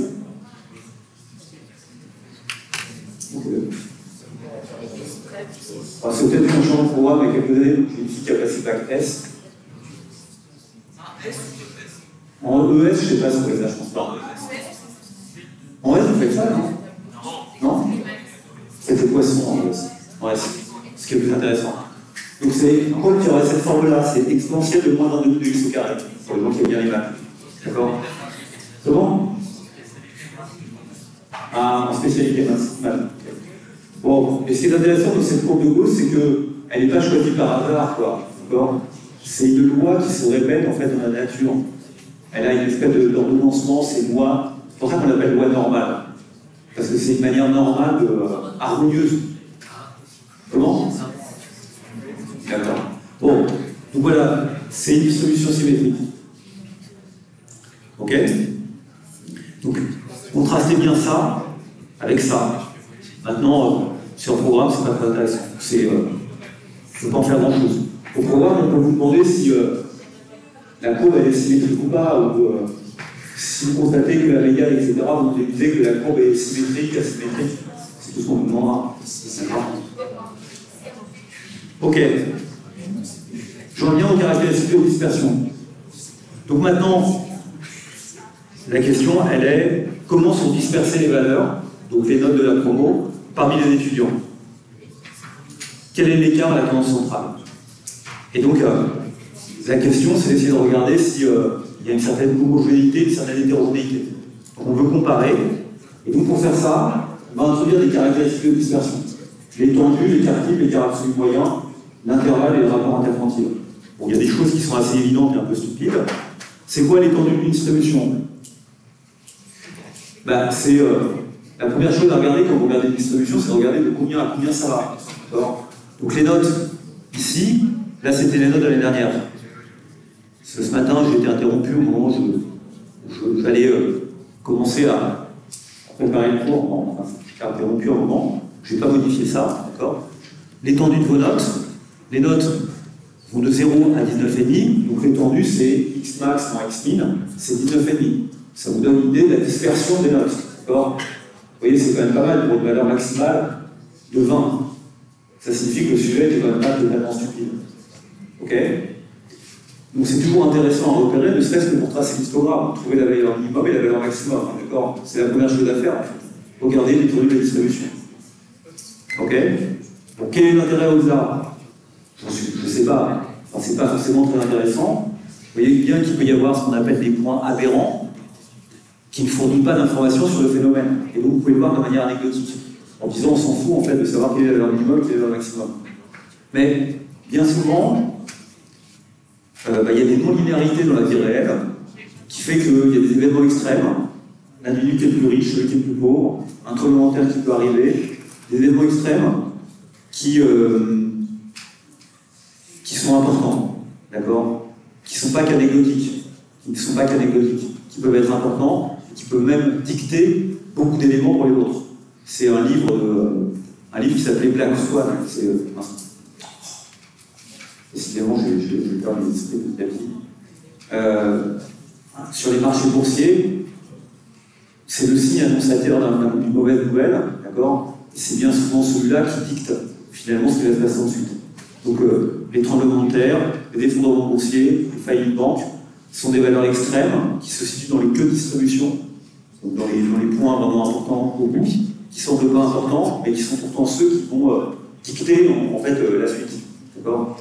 Donc la probabilité pour qu'il y ait un tsunami peut-être pas très importante, et lorsque le tsunami arrive, et on va dépenser beaucoup d'argent pour éviter ces survenues, pour s'en protéger en tout cas. D'accord? Donc c'est pas si évident que ça qu'on n'en a rien à faire en fait des événements extrêmes. Et quand vous réfléchissez aux politiques publiques, il y a beaucoup de politiques publiques qui sont orientées aussi vers des événements extrêmes qui ont peu de chances de survenir, mais qui, s'ils surviennent, ont des conséquences totalement désastreuses.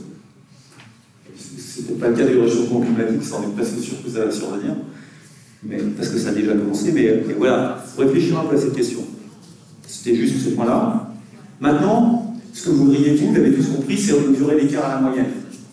Et donc, dans vos distributions autour de 7,1, c'est quoi l'écart moyen qui sépare les étudiants de la moyenne? Vous pourriez vous dire, bah, il y a une manière très simple de le faire. Ça, c'est mesurer la dispersion en effectuant une moyenne des écarts à la moyenne. D'accord? Mais vous voyez que la question qui est importante, dans ce cas-là, c'est de savoir comment vous mesurez l'écart. Vous pourriez le mesurer par une valeur absolue. D'accord? C'est finalement ce qui serait le plus simple. Dire aux gens, bah voilà, il y a 7 de moyenne, vous avez dit que vous êtes à 3 la moyenne. Et en face, il y a quelqu'un qui est à 4, et lui aussi il est à 3. Vous allez prendre moins 3 plus 3, vous allez faire la moyenne des valeurs absolues, les écarts, et vous allez obtenir un indicateur de dispersion. On est d'accord que si tout le monde a la note moyenne, 7,1, dans ce cas-là, cet indicateur de dispersion est à 0. Donc, on pourrait se dire, bah, il faut mesurer la distance, on peut mesurer la distance de manière absolue, En fait, on aime bien mesurer la distance de manière quadratique comme étant le carré de la moyenne. Donc, vous voyez, ça a une importance parce que on est d'accord que cette question de prendre le carré ou pas le carré, c'est imaginez que vous avez x bar qui est là, d'accord? La fonction valeur absolue, elle a cette forme-là. C'est ça, c'est la valeur. La valeur est là, d'accord? Ça, c'est x. Si x vaut x bar, parce que là, la distance qui sépare, c'est 0. Et puis, vous voyez que la caractéristique de la valeur absolue, c'est d'avoir cette forme-là. Ok? Et si ça, c'est... Si x bar vaut 1, d'accord? Si ça, c'est 0, ça vaut 1. Ok? Ça, c'est la valeur absolue. Maintenant, donc, si x bar vaut 2, x vaut 2, d'accord? Ça, c'est aussi 1 et c'est au même niveau. Ça, c'est la valeur absolue, c'est comme ça. C'est une bonne mesure de la distance. C'est ça que vous utilisez pour regarder la distance entre Lyon et Marseille. C'est la même que la distance entre Marseille et Lyon. Ok? Et si vous devez aller d'un point à un autre, c'est comme ça que vous allez sauver les distances de votre voyage. Enfin, non. Ouais, ok. Autre manière de faire, c'est de prendre cette fonction-là. Donc, si vous prenez cette fonction-là, vous voyez que, quelle est la différence? Vous allez prendre x au carré. X au carré, c'est une parabole. Alors, excusez-moi, je n'ai pas le dessin de la parabole native, mais c'est comme ça. Ça passe aussi par 1. Mais vous voyez que c'est x moins x bar au carré.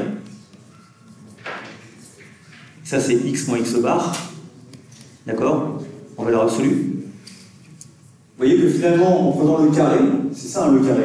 Le carré, il est inférieur à la valeur absolue lorsqu'on est inférieur à 1, et il devient supérieur à la valeur absolue lorsqu'on est au-dessus de 1. En prenant le carré, on donne peut-être plus de poids aux valeurs qui sont éloignées de la moyenne qu'aux valeurs qui sont propres de la moyenne.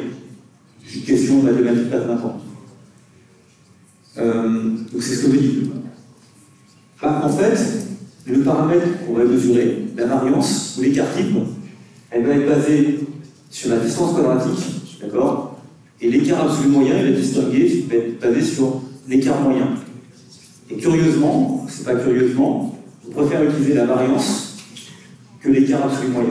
On préfère utiliser l'écart type, qui est la racine de la variance, plutôt que l'écart absolu moyen. Pourquoi? En gros, à cause du théorème de Pythagore. À cause du fait qu'on peut faire facilement des calculs sur la fonction au carré, et que c'est beaucoup plus compliqué de manipuler la fonction valeur absolue, qui, comme vous le voyez, n'est pas dérivable, n'est pas facilement sommable, etc. D'accord? Alors que quand vous allez d'un point A à un point B, rappelez-vous le théorème de Pythagore, si vous prenez ça avec un triangle rectangle, la somme des carrés des côtés adjacents et du côté opposé, c'est égal au carré du côté du dessous. D'accord? Donc il y a une propriété des carrés qui est exploitable de ce point de vue-là. Donc je dis les choses de cette manière-là. La variance, c'est quoi? La variance, c'est ce qui repose sur la mesure quadratique de la distance à la moyenne. D'accord? Donc je dis ce qu'est la variance. La variance, c'est la moyenne arithmétique, bien sûr, des carrés des écarts à la moyenne. Moyenne arithmétique aussi. D'accord? Donc je calcule la note moyenne, 7,1. Je regarde la distance qui sépare chaque étudiant de 7,1. Je la mets au carré et je fais la moyenne de ces écarts au carré. Je somme des choses qui sont toujours positives. D'accord? Donc ça va marcher dans les deux côtés. Hein. Ok? Et si je prends la moyenne de ça, j'obtiens la variance. Il y a deux manières de calculer cette moyenne des écarts quadratiques. Deux manières de le faire. Soit, c'est exactement ce qu'on avait dit auparavant, soit vous allez prendre toutes les notes de tous les étudiants, vous calculez la moyenne d'abord, et vous regardez de combien chacun des étudiants est éloigné de la moyenne, vous mettez au carré, et vous faites la moyenne de tout ça, vous obtenez la variance. D'accord? Première manière de faire. Deuxième manière de faire, complètement aussi équivalente, en tout cas, ouais. Si vous avez toutes les données, vous pouvez calculer à partir de l'histogramme. Vous allez prendre, pour chacune des valeurs possibles, Donc il y a K valeurs possibles. D'accord? Vous êtes un histogramme, vous avez K valeurs possibles. Vous allez comptabiliser la fréquence avec laquelle arrive K, donc c'est un somme prod. Ok? Et ce que vous avez calculé, c'est la somme des FI multipliée par XI moins X bar au carré. Donc cette deuxième manière de faire, c'est exactement celle que j'avais déjà indiquée pour la moyenne. C'est celle qui consiste à partir non pas de l'échantillon complet, mais de l'échantillon de la représentation sous forme d'un histogramme. Ok? Et les deux, bien sûr, doivent aboutir à peu près au même résultat. Donc, voilà ces deux manières de calculer la variance. Il y a une propriété très importante de la variance. Quoi? Il y en a plusieurs. Voilà. Ouais. Voilà. On est d'accord que avec l'IE1, on a deux manières de le faire. Je ne l'ai pas fait. On a deux manières. D'ailleurs, c'est même pas là. Vous voyez, ça c'était il y a 3 ans. Pourquoi je change pas mes cours de temps en temps? Je ne change pas les transparents, mais je change les cours. Il y a deux manières de calculer la variance des notes. Soit à partir de la série complexe, donc en considérant les 1005 étudiants, on pourrait le faire sur Excel, d'accord? Prenez les 1005 étudiants, prenez 7,1, vous calculez la distance qui sépare chaque étudiant de la moyenne, vous mettez ça au carré et vous prenez la moyenne de distance. Ok? C'est cette formule-là. Deuxième manière de faire, on peut le faire en prenant l'histogramme exhaustif. Donc rappelez-vous, ici, le K qui est là, c'est K égale, je crois, il y a 41 possibilités. C'est 0, 0,5, 1, etc. jusqu'à 20. Ok? Vous allez compter le nombre de fois. On avait vu que vous allez en choisir des trucs. Vous allez prendre la distance qui sépare. Si l'histogramme est exhaustif, c'est-à-dire qu'il est au demi-point de la moyenne, vous allez le mettre au carré et vous allez trouver bien sûr le même résultat. D'accord? Vous allez trouver bien sûr le même résultat. Si on demande à Excel de le faire, on peut le faire. Ok, caché open board. Je reviens sur Excel. Bon, ça c'est autre chose. C'est quoi? La distribution, c'est là, d'accord? Ok. Je peux calculer la variance. On l'appelle var. Je vais l'appeler variance carrément. D'accord? Comment je peux le faire? D'abord, je vois que il y a une fonction qui s'appelle var, d'accord, qui vous permet de calculer la variance d'un vecteur. Alors, vous voyez ici, c'est var PN. Ça calcule la variance d'une population entière, ça ignore les valeurs logiques et le texte de la population. En gros, quand il y a une valeur qui n'y a rien, ça lève de côté. Et c'est bien calculer la variance. Point P, point N, c'est un peu de ça. Donc c'est ça que je veux prendre. Ok? Et rappelez-vous, ça va de D2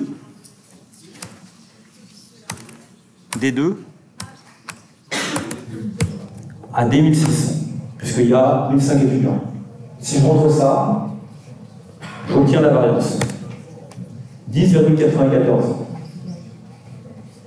10,94, c'est la moyenne des carrés des écarts à la moyenne.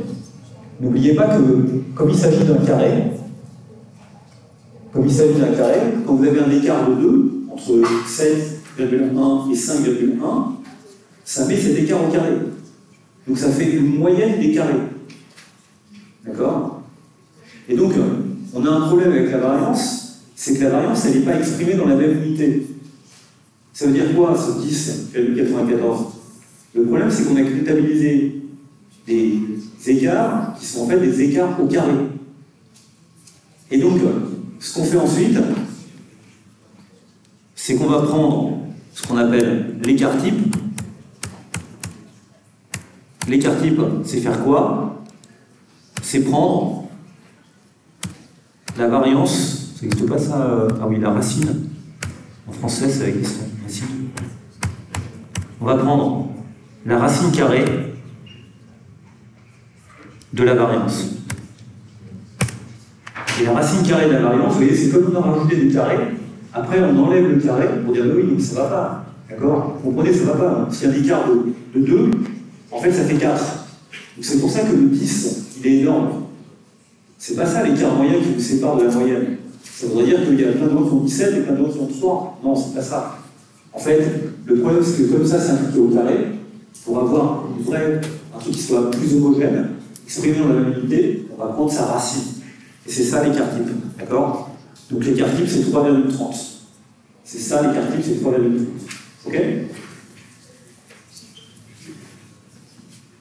Vous pourriez me dire, mais je sais pas, là je pars un peu en improvisation, vous dire, mais finalement, moi ce que je trouverais mieux, ça serait de calculer un truc qui soit l'écart absolu. Vous comprenez l'écart absolu, ce que c'est? C'est que cette fois, je ne fais pas ce truc de prendre au carré et de prendre la racine ensuite, c'est un peu bizarre. Je prends directement la distance absolue. D'accord? C'est l'écart absolu. Sur Excel, il y a une fonction qui s'appelle l'écart moyen. Ok? Et qui calcule ça.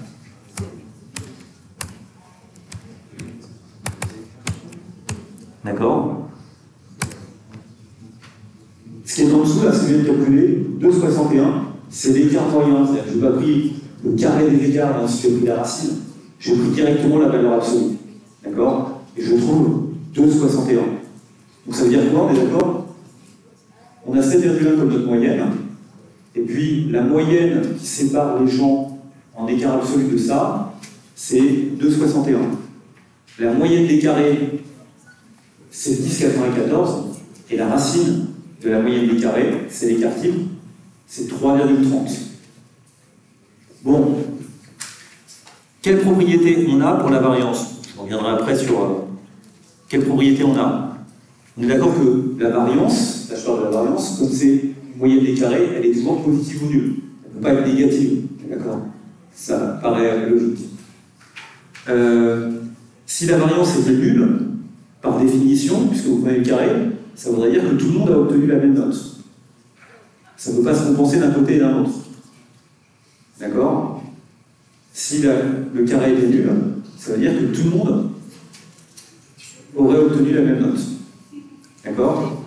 Donc, dire que la variance est nulle, ça signifie qu'il n'y a aucune dispersion, tout est homogène, tout le monde a obtenu la moyenne. Et bien sûr, si tout le monde a obtenu la même note, tout le monde a obtenu la moyenne. Ça va être autre chose que si c'est la même note. D'accord?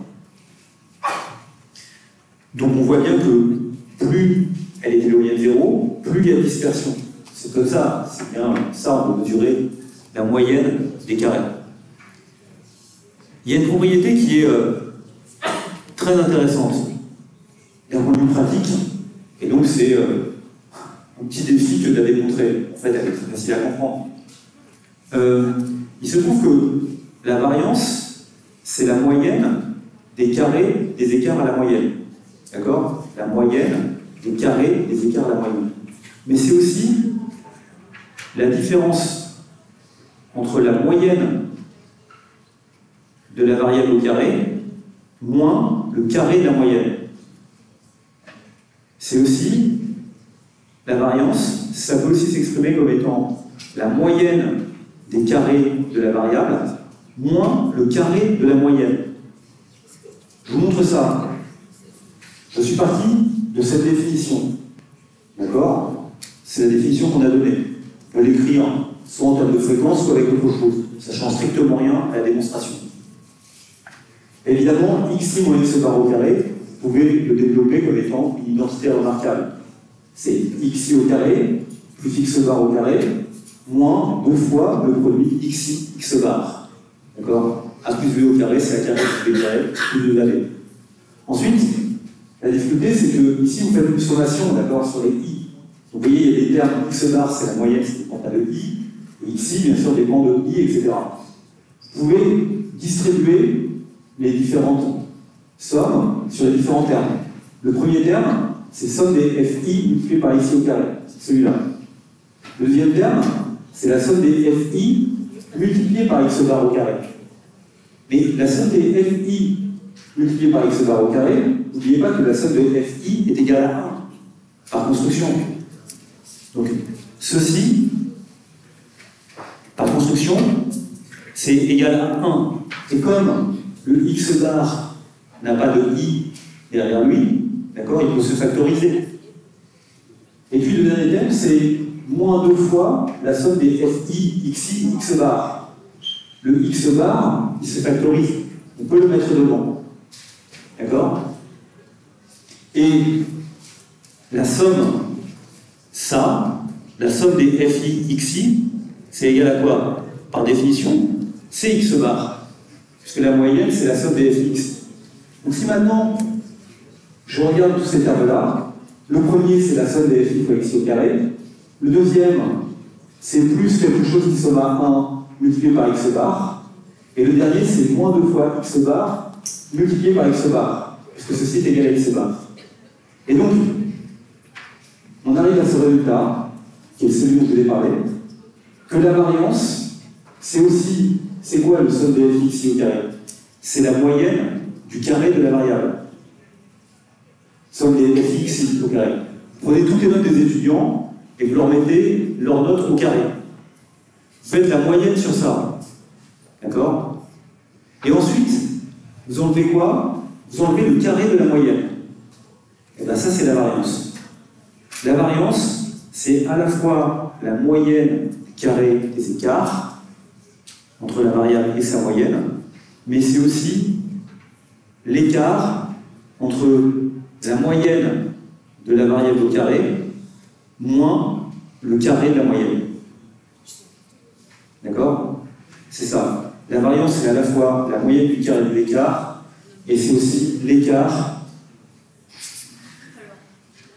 de la moyenne des carrés, de la moyenne des carrés et du carré de la moyenne. Ok? Donc, vous avez ce résultat remarquable, qui est ça, qui est que ceci, est aussi égal à somme des fxi au carré moins x bar au carré.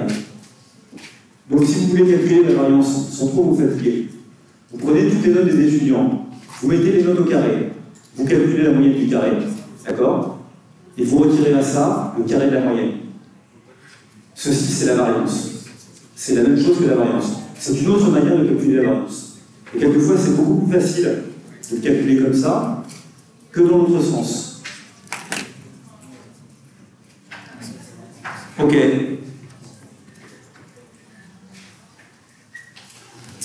Donc, je viens sur le terme là-dessus, en disant finalement, le fait que cette formule soit vraie, c'est-à-dire que la variance, ce soit la moyenne des carrés des écarts, ou que ce soit l'écart entre la moyenne des carrés et le carré de la moyenne, ça vous montre bien que la variance est mesurée dans une unité qui est le carré, en fait. D'accord? Qui est le carré de la variable. Si vous regardez le revenu des gens qui sont payés en euros, ok, si vous calculez une variance, ça sera en carré d'euros. D'accord? Et c'est pour ça qu'après on va prendre l'écart type. Parce qu'il faut enlever cet effet en fait, qui gonfle au niveau de la variance pour qu'il soit comparable, exprimé dans la même unité. Bon, donc je vous répète, la semaine prochaine, malheureusement je ne serai pas là, et vous pourrez me retrouver dès vendredi quand j'aurai posté la vidéo que j'aurai fait dans mon bureau. Et puis voilà, on se fera la finale.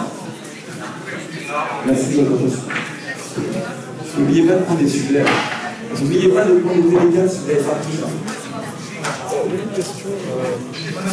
Tout à l'heure, vous m'avez fait la formule selon laquelle la pente médiane B est égale à pente de A.